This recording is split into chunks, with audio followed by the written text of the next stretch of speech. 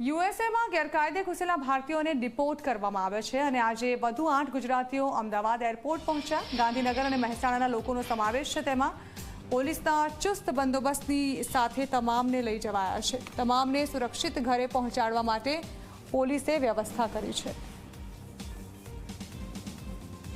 તો વધુ 8 જેટલા ગુજરાતીઓ જે છે તે એરપોર્ટ ખાતે પહોંચ્યા છે, જેને અમેરિકાથી ડિપોર્ટ કરવામાં આવ્યા છે અને તેઓને પણ અહીં હથકડી પહેરાવીને લાવવામાં આવ્યા હતા। ત્યારબાદ હવે પોલીસ તેમને પોતપોતાના ઘરે પહોંચાડશે। ગેરકાયદે રહેતા ગુજરાતીઓ હાલ યુએસએમાં ફફડાટ સાથે હાલ જીવી રહ્યા છે।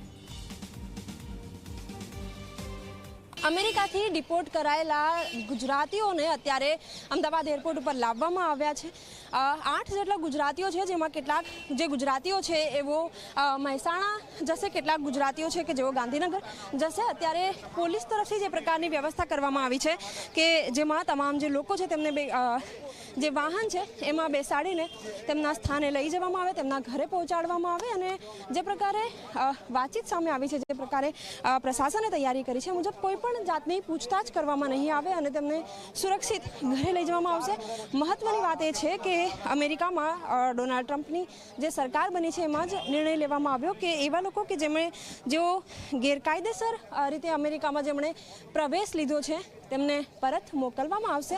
અને અત્યારે આજે બીજી ફ્લાઇટ છે કે જેમાં 8 જેટલા ગુજરાતીઓ જે છે એ અમદાવાદ એરપોર્ટ ઉપર અત્યારે પહોંચી ચૂક્યા છે અને તમામ જે લોકો છે એવો એમને અહીંથી ઘરે પહોંચાડવાની જે વ્યવસ્થા છે એ કરવામાં આવી છે।